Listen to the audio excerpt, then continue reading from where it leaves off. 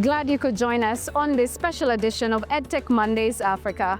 My name is Joy Doreen Bira, and we are so excited to be back in Nigeria's capital, Abuja, and we're here to find out more about how Nigeria is investing in digital infrastructure, expanding the digital infrastructure network across the country from the current 35,000 to 90,000 kilometers by the year 2027. And that's where government intervention is very critical. The role of any government around the world is to create an enabling environment for the private sector and its citizens to thrive. In Nigeria, the Minister of Communications, Innovation and the Digital Economy, Dr. Bosun Tijani, has set out this ambitious plan to expand fiber optic from the current 30,000 kilometers to 90,000 kilometers by the year 2027. Well, to understand more about this initiative, we speak to the man himself, who is currently at Innovate Hub in Nigeria's capital, Abuja, on a tour of the different innovations at the hub. Honorable Minister, what do you think about the innovations at Innovate? It's not just the innovation. I think Innovate in itself is actually quite innovative. When you think of the state of the startup ecosystem in Nigeria, we're quite strong on the soft side, which is why you see a lot of startups in the fintech space, EdTech, solutions where they're largely based on software. And the facility in itself is quite unique. Last year, we hosted the Mastercard Foundation EdTech Conference of 2024. And, the theme was pretty much around education technology for resilient and inclusive learning in Africa. Out of those conversations came 10 recommendations. And one of the recommendations is underwriting digital infrastructure for creative use of resources, which brings us to a conversation around Nigeria. Nigeria has prioritized a number of fiber optic expansion initiatives. I think the last I checked, it was at 35,000, but your ambitious goal is to move that to 90,000. Do you want to walk us through where we're at, the progress that has been made since, and where are we going from here? I think what we've come to realize on the African continent is the power of connectivity, the power of digital technologies. We've seen it in so many aspects of our lives. We've seen it transform society for good. But I think for a long time, we've not been aggressive enough about accelerating the investment in the infrastructure that actually drives our ability to be able to use digital technologies for good on the continent. I think for a long time, people say Africa is mobile first, which is fantastic, which sounds good. But for the future that we're dreaming of, we need to go beyond that. So for us in Nigeria, recognizing that the digital economy contributes anywhere between 16 to 18% of our economy, and we see the potential of it doing much more. We are extremely aggressive about plugging the gap for infrastructure, which is why when we came in, there are so many things I could be doing. I could be building centers like this all over Nigeria coming from the startup ecosystem. But we realize that if connectivity in itself is not addressed, we will limit a lot of the innovations that are coming from spaces like this. If someone builds something that is really good in agriculture, but the farmer doesn't have connectivity and you have a connected technology being built, it's not going to scale. So what we've been able to achieve is to lay out the foundation. The Executive Council approved the project that the country should invest $2 billion. But now we've been able to secure commitment from the World Bank to invest up to $500 million into that project. Then we have a number of private companies who wants to invest as well. AFDB is also committing about $200 million and Islamic Development Bank as well.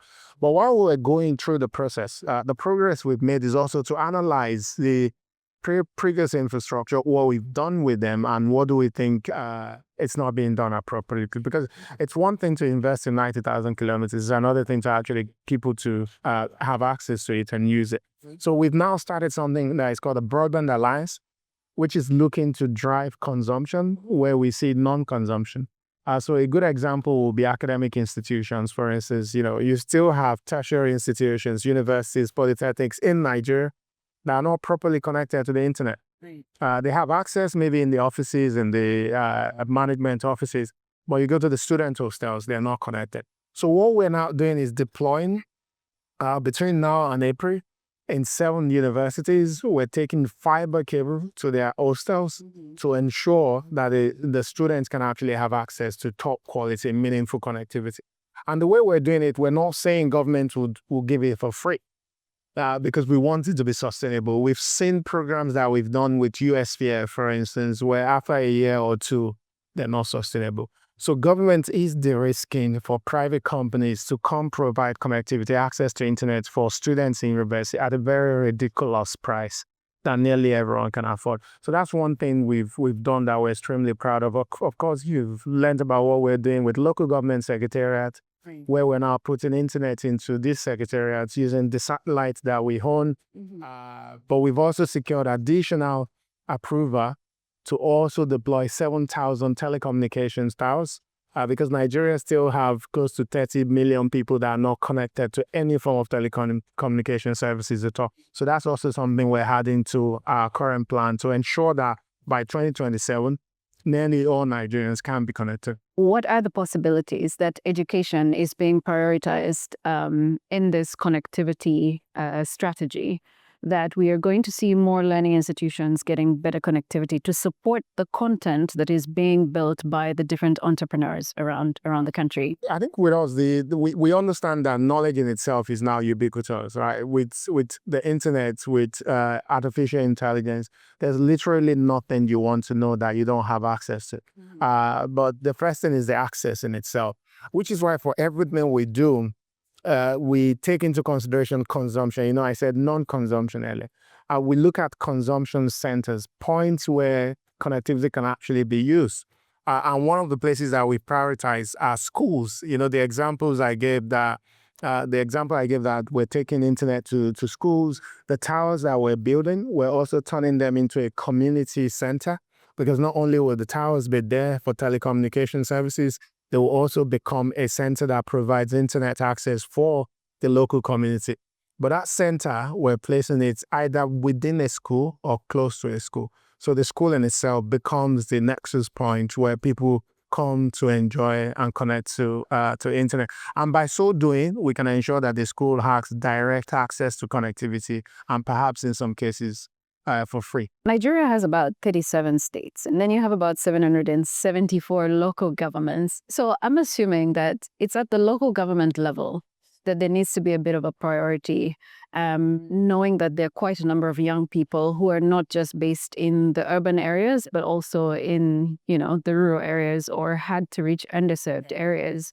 How are we making this digital infrastructure work for those who are beyond the tarmac? Whilst the fiber would literally be designed to cover a significant part of the country, there are still communities that will not be able to gain access to direct fiber, maybe because they are highlands or they are somewhere in the mountains or something of that sort, and we can't lay fiber to them. But what we're planning is Nigeria is the only country in West Africa with its own satellite. The satellite has the capability to beam internet, right? So the goal is also to ensure that, learning from the project we've done with the local government secretariat, that we can also now connect those communities that without access at all.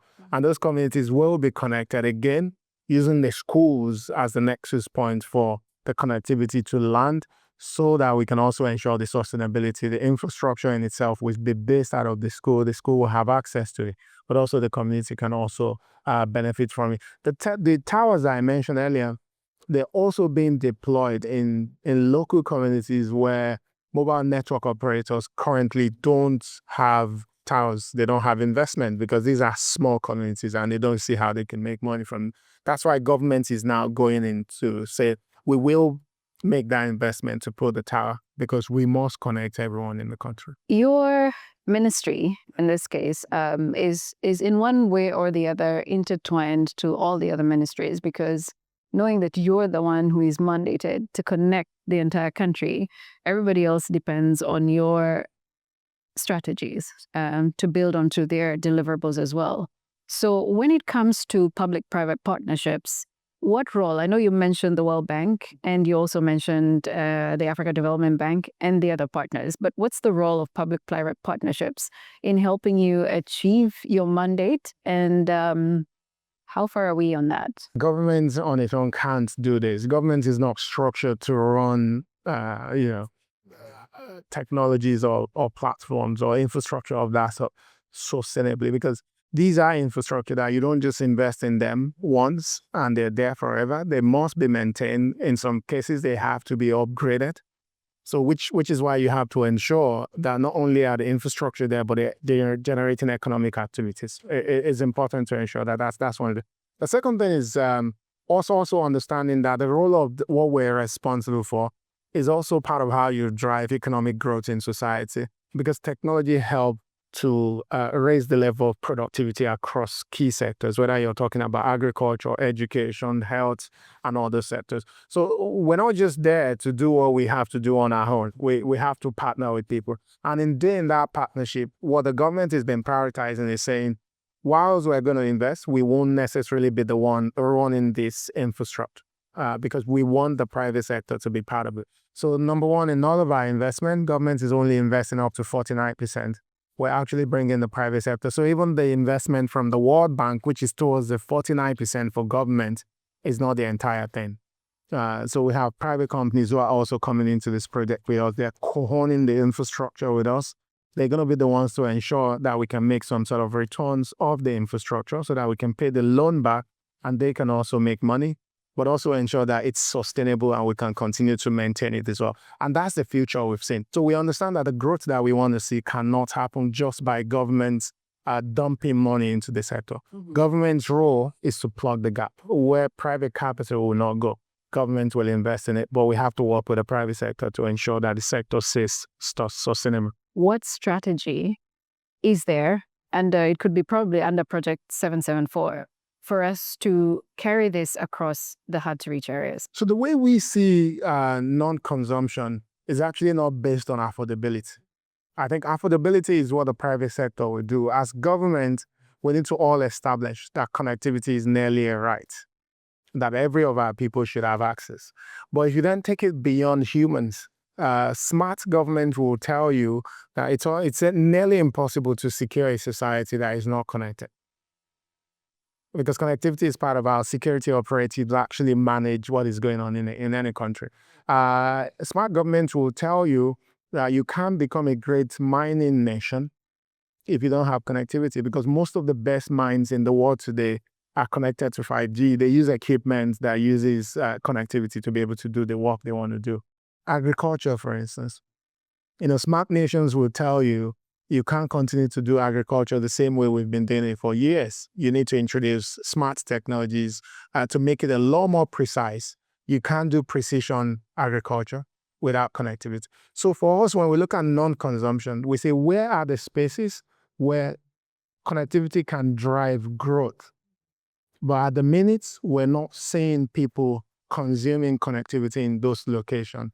And we know that some of the reasons will be infrastructure. Perhaps they don't have access. Second will be cost. Third, maybe the fact that they actually don't know what to do with it and how to use it. So our focus is in saying, how do we, one, invest? How do we drive new business models?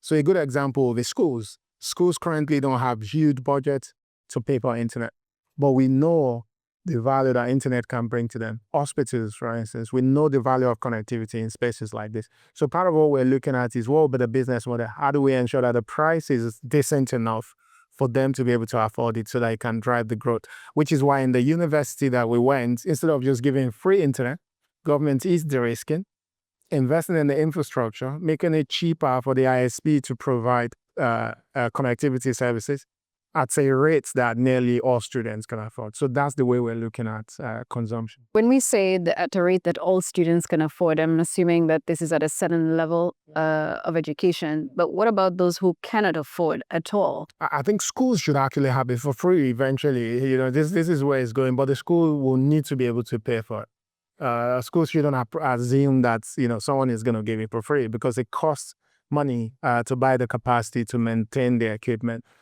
So in lower schools like secondary schools, primary schools, the idea is that the education budget should be able to cater for. It's the same for health. In hospitals, for instance, Ministry of Health actually pays for connectivity. But the goal is, how do we make it affordable for them so that doesn't create a big gap in their budget, because if it does, they have conflicting issues where they have to pay for other things or connectivity. But we know that connectivity is not something you can decide not to have. It's essential. It is essential. And because this conversation is pretty much about opening up access to the young learners, especially where technology in education is concerned. The content that's being developed by entrepreneurs around Nigeria and for the continent as well heavily relies on good connectivity and access to the internet.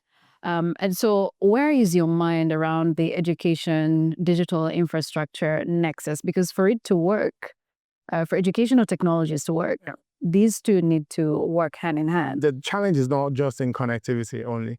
At USPF, over the years, we've actually been investing in digital labs in schools where we put internet, we put computers and things like that. And when I came in, because I'm the chairman of the fund as well, and what I saw is making these investments sustainable has been a challenge for so many reasons. And a major part of it is also design, right? We all think that what schools need is just computers and internet. But most of the time, it's not. It's not. It doesn't stop there. When you look at Innovate Hub, for instance, there's intention behind how it's been designed, the labs that are here, what people can do in the space. And I think that's the thinking that needs to go into how we also bring digital infrastructure into schools. A good popular example is in most African countries, and even in the West, most schools can't afford to have computers in all classrooms. So they have a single computer lab. In a school where probably you have 1,200 students, a single computer lab with 50 computers, how is that going to serve the entire school? So part of what we've been doing at USPF is to reimagine what a computer lab in school should look like.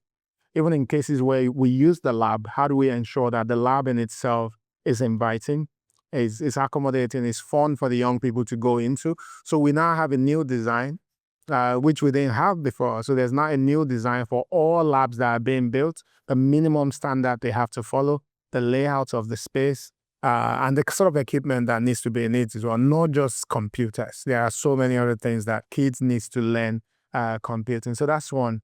The second thing we're looking at there is also talking about the possibility of having mobile labs. So like a cart with 50 laptops in it, where a teacher can go in there, pull one of it, wheel it into the classroom, take out the laptop for the kids to use. Another teacher can grab another one. That way the lab becomes something that is on a wheel that can travel across different classrooms within the school. So that's also something we're piloting this year and saying, let's not build everything as a physical lab. Let's have mobile labs that teachers can also take into classroom as well. And it's the same for connectivity. We start to imagine, what should a school internet network look like? Is it only something that should be used in school? What should be in the lab? What should the students be able to have access to even outside of classroom or in the on the school campus? And in some cases, should it be done using satellite or radio, or should we actually use fiber? These are some of the considerations I think the education authority must consider, because it's one thing for the startups to build good education solutions. It's another thing for these kids to actually be able to access them, both with the access devices, but also connectivity. When we talk about the future of work and the skills of the future, there's a heavy reliance on the fact that young people should have some technology or savvy skills. The foundation can only be laid by education, and digital infrastructure still plays a part in that. But what do you hope to have achieved, say, because you gave a year of 2027, what do you hope to have achieved in preparing young people for the future of digital work by that time? We're not responsible for education in my ministry, but we recognize the role that our work plays in getting people ready. And I think that there are a number of sides. That one is understanding that today, nearly everyone should be digitally literate. Because technology has changed the shape of education. What you learn in classroom today is actually quite limited, because there's enough access to knowledge out there, and your ability to access the knowledge but also appropriate it is what determines how well you're learning. And for you to be able to do that, you need to be digitally literate. And that's what we're responsible for. So again, we have it our targets to ensure that by 2027, 70% of Nigerians are actually digitally literate. I think we're somewhere under 30% at the minute. So we're aggressively launching programs wherever you are in the country, whether it's on your phone, you can go online, you can actually learn basics about how to behave online, how to find information, how to create your email account, online banking, those basic things that will prepare you to be able to navigate your way digitally. We think that's extremely important. The second thing which we've started, one of the programs we started, is also recognizing that we're an extremely youthful nation. Average age in Nigeria is about 16.9, 16.9. We have over 60% of our people under the age of 25 or something like that, we're extremely young. And we're giving birth to 5 million new people every year. So it's a country that is growing and is going to stay youthful. And we think Nigeria should and can become a major source of talent for global workforce in technology. Because when you look at so many countries in the world, they're experiencing a decline in their population and also aging as well. But Nigeria and most African countries were on the rise. So we've prioritized digital skills, where we're now training 3 million technical talents. The idea is that this 3 million technical talents, if we're able to achieve it again by 2027, that a significant portion of them can help us drive the growth that we want to see in our local digital ecosystem. But that's a significant portion can also then work remotely, but also maybe leave the country and work for companies within the technology space abroad. It's something to establish that there's a massive gap in talent workforce globally, not enough people to work in that space. And Nigeria would like to become a net exporter of technology talent. It's really good that you are also, prioritizing learning institutions when doing the connectivity strategy. What are some of the lessons or the learnings you've observed from Nigeria as the one mandated to, do the implementation that the rest of Africa can pick on from? I think it's probably the ambition. I think there's a lot of confusion in how we should be thinking of digital infrastructure. Great. And for me, one thing I pray we can mainstream on the continent, because we're now a single market. And the future that I see for the African continent is one where the nation is actually wired with cables, with fiber optic cables. Because I think for the amount of young people we have, if we expose them to meaningful connectivity, which means, barest minimum, your download speed is about 25 Mbps, barest minimum.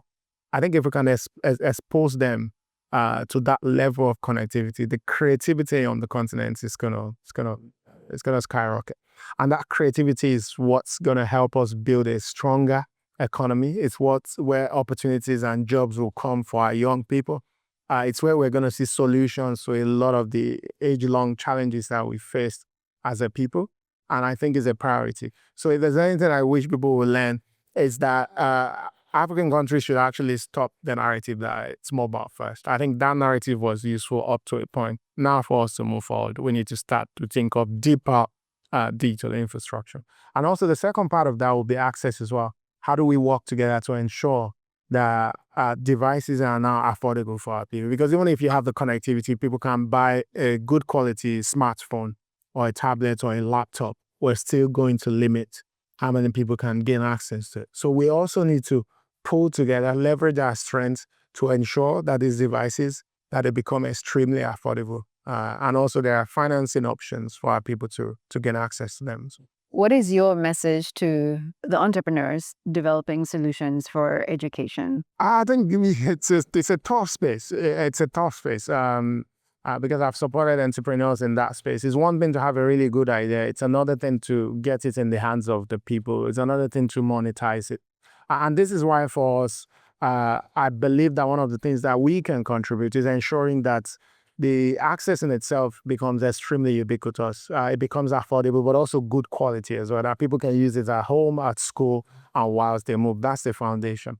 The second thing is also then ensuring that we can create a platform for collaboration with these startups, which is why I think Nigeria, considering developing its own EdTech strategy, is actually something that we have to get done as soon as possible.